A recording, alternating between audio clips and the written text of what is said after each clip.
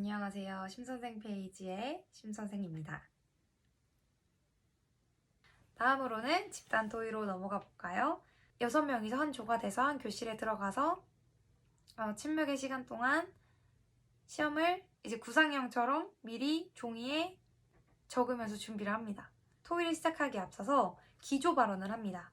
그리고 집단 토의를 하고 끝나면 마무리 발언을 해요. 자, 기조 발언은 1분이고요. 한 명씩 번호 순대로 돌아가면서 합니다. 1, 2, 3, 4, 5, 6으로 이렇게 구성이 되어 있기 때문에 1번부터 제 차례대로 기조 발언을 하게 되는 거죠. 기조 발언 1분이 지나면 땡하고 치는데요. 1분 안에 말하는 게 중요합니다. 그 내용은 차근차근 준비하셔도 될 것 같고요. 그리고 마무리 발언도 마찬가지로 1분 안으로 대답을 하셔야 합니다. 이것 또한 나중에 4차 준비를 하셔도 무리가 없고 중요한 건 이 집단 토의 내용이죠. 이 집단 토의도 개별 면접에서 했던 것과 마찬가지로 그 질문에 있는 것에 대답을 하면 되는데 여러분 집단 토의잖아요. 그렇기 때문에 경쟁적 말하기 토론과 다릅니다. 토론은 아무래도 상대방의 논리적 허점을 내가 지적을 해서 나의 논리가 더 우위에 있다는 걸 입증하는 그런 경쟁적인 말하기잖아요. 토의는 정반대죠. 토의라는 것은 합리적으로 문제를 해결하기 위해 협력하는 협력적인 의사소통의 방법입니다. 따라서 상대의 선생님께서 자신의 생각을 이야기하셨을 때 그거에 대해서 저는 그것에 반대합니다 라고 이야기하기보다는 좀 더 부드럽게 공감을 충분히 한 후에 그거에 덧붙여서 나는 그 이야기를 심화하거나 아니면 다음 이야기로 전환을 하거나 아니면 공감하면서 또 내가 알고 있는 다른 사례를 덧붙이거나 하는 식으로 진행을 해야 되는 것이죠. 일단 집단 토의를 보면 집단 토의는 6명이서 한 팀이 돼서 이야기를 한다고 했죠. 그리고 제한 시간이 있고요. 그럼 누가 사회자를 맡게 되냐? 사회자. 필요한가에 대해서는 여러 의견이 있죠. 저는 개인적으로는 그렇게 필요하지는 않다고는 생각해요. 사회자 역할을 암묵적으로 할 수는 있어요. 그런데 제가 사회를 맡겠습니다 라고 직접적으로 꼭 말할 필요는 없는 것 같습니다. 이 집단 토의라는 거, 왜 집단 토의라는 걸 할까요?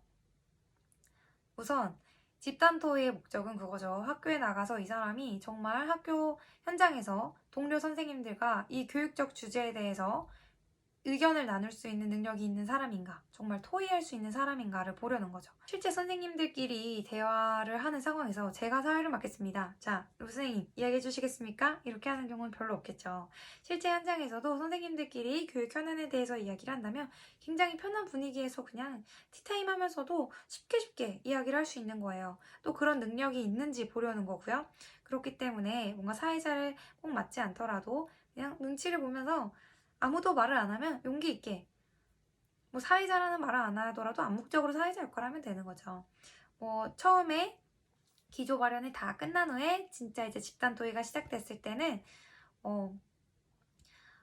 오늘의 주제는 어떠한 주제입니다. 무엇부터 이야기하면 좋을 것 같은데 모두 어떻게 생각하시나요? 이런 식으로 질문을 한 후에 먼저 이야기해 주실 선생님이 계실까요? 이렇게 질문을 하면서 개관을 하는 거죠. 그런데 포인트는 바로 이겁니다. 한 명이 사회자를 맡지 않는다면 모두가 협력해야 돼요. 자, 시간을 계산해야 됩니다. 집단 토의도 주제가 합의 주제든 큰 주제든 나누어 보면 한 4개 정도, 3, 4개 정도로 나누어져요. 그럼 이때부터 중요한 건 뭐냐? 앞에 구상 시간이 있다 그랬죠? 구상 시간에 미리 시간을 체크해 놓는 거예요. 자, 시험 시간이 만약에 12시 30분이다 라고 했을 때 시험 시간 이렇게 얘기할 수 있는 시간이 만약에 40분이잖아요. 그러면 4개니까 한 주제당 10분씩 얘기해야 되는 거예요. 12시 30분에 시작했으면 첫 번째 주제는 12시 40분에는 끝나야 돼. 두 번째 주제는 12시 50분에는 끝나야 돼 라고 미리 종이에 적어 놓는 거죠. 그래서 12시 40분쯤이 됐을 때 다 한 명씩 발언을 했다 라고 하면 눈치를 보세요. 이제 아까 처음에 이야기를 해준 선생님이 말할 기미가 없다 라고 하면 그냥 내가 자연스럽게 지금까지 무엇에 대해서 이야기를 해본 것 같아요. 이야기를 해보았습니다. 몇 번 선생님께서는 이러한 차원에서 접근을 해주셨고 뭐뭐 선생님께서는 이러한 차원에 대해서 접근을 해주셨습니다. 정말 뭐 이렇게 했는데 이번에는 이거에 대해서 이야기해보면 어떨까요? 라고 하면서 의견을 이제 넘기는 거죠.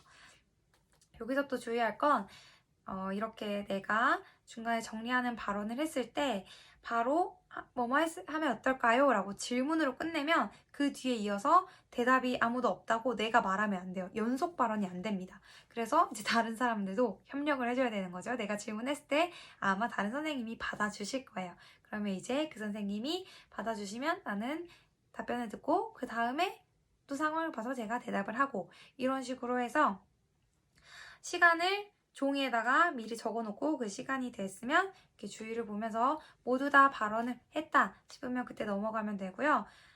중요한 건 그 각 주제에 대해서 이야기할 수 있는 시간이 대략 나오잖아요. 근데 그 시간이 되기 전에 너무 빨리 주제가 끝나버려도 문제고요. 그것보다 너무 늦게 문제가 길어져도 좋지 않습니다. 그 적당한 시간으로 각 주제에 대해서 한 명씩 충분히 돌아가면서 이야기를 해야 모두가 한 명씩 발언을 하면서 그 한 배를 탄 그 그룹이 같이 사는 거예요, 여러분. 이 집단 토의를요, 내가 남을 이겨야겠다고 생각하면 안 됩니다. 아마 그 분위기에 따라서 상대도 잘 돼야 저도 말이 술술 나오고 제가 말을 또 잘해줘야 상대방들도 긴장을 풀고 잘 이야기해 줄 수 있거든요. 그렇기 때문에 누굴 이겨야겠다 그런 생각으로 말을 너무 많이 하는 것도 좋지 않고 내가 모든 정책을 다 말해야겠다 이것도 별로 바람직한 선택은 아닌 것 같아요. 그래서 집단 토의를 할 때는 사회자를 두지 마시고 연습을 하실 때 그냥 서로 눈치 보는 연습도 하시고 내가 한 번은 정말 시작하는 발언을 해보시고 또 한 번은 내가 시간을 딱 보고 전환하는 연습도 해보시고 하는 것도 큰 도움이 될 것 같아요. 그리고 만약에 마지막 주제까지 이야기를 했다. 그런데 시간이 조금 남았다 라고 하면 지금까지 우리가 이야기했던 주제들을 하나로 딱 모아주면 그 조가 좀 더 임팩트 있게 남을 수 있을 거예요. 그러니까 시간을 봐서 만약에 조금 시간이 남았다 하면 지금까지 무엇에 대해서 뭐 이러이러한 이야기를 해보았습니다 라고 하면서 마무리 발언을 하면서 이제 종료가 되면 아무래도 그 토의가 완결성 있게 느껴질 수 있겠죠. 그래서 이 토의는 포인트는 협력 그리고 눈치를 보면서 서로 이제 진짜 용기 있게 나서보고 빠질 땐 빠지고 이런 식으로 하는 거죠. 저는 사실 사회자의 역할을 맡음으로써 어떤 가산점이 크게 있을 거라는 생각보다는 한 명씩 그 주제에 대해서 이야기를 할 때 그 이야기를 얼마나 잘하는지가 더 중요하다고 생각해요.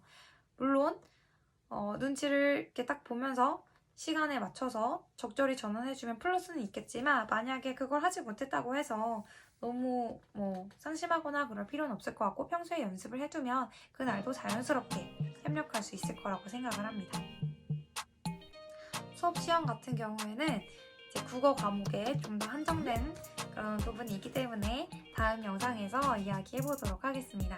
그럼 혹시 오늘 영상을 보고 도움이 되셨다면 좋아요와 구독 부탁드리고요. 질문이 있으시면 댓글에 달아주세요. 제가 다음에 영상을 좀 더 정면되게 더 구체적으로 만들도록 하겠습니다. 또 댓글로 달 수 있는 부분은 댓글로 달아둘 테니까 그럼 댓글로 남겨주시고 오늘은 여기서 마치도록 하겠습니다. 안녕.